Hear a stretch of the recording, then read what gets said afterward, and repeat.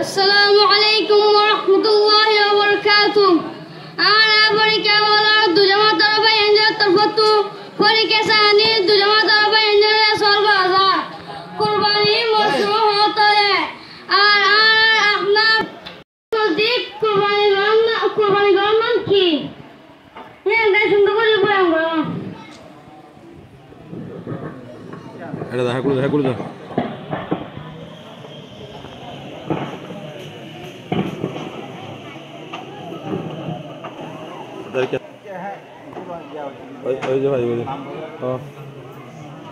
ওয়ালাইকুম আসসালাম ওয়া রাহমাতুল্লাহি ওয়া বারাকাতুহু।